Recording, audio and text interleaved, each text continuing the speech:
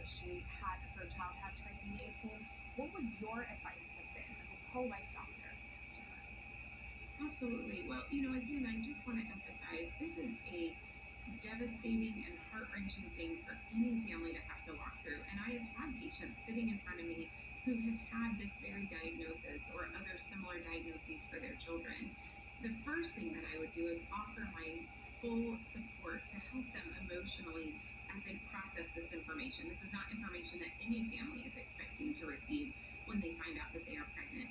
The next thing that I would talk to them about is even though their child has this life-limiting condition, this is still their child, and they should love this child just as they would any other child. And I would help them through, thinking through the process of what this might look like. We do know that for children that have life-limiting diagnoses that we find out about in utero, that families actually do better from a mental health standpoint when we offer them the support of something called perinatal palliative care, where they are given the resources to help walk them through their pregnancy, where their child is treated with dignity and respect, where they are treated with dignity and respect, and where they are given a child at delivery that they can hold and either give appropriate medical interventions to if perhaps the diagnosis is wrong or not as severe as we might have expected, or where they're given an intact child that they can hold and grieve if that child doesn't live for very long.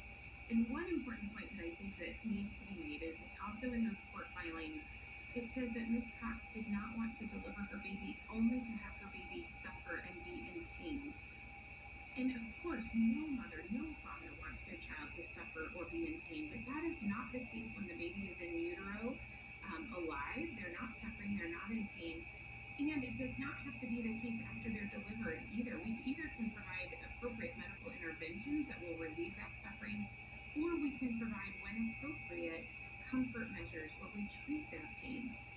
I know that what would cause her baby pain, however, is a procedure that would dismember that child while that child is still alive. And part of a patient receiving compassionate care that's fully informed is that they understand that that's what's going on. And my concern is that Ms. Cox has not been given this information. Well said. Dr. Christina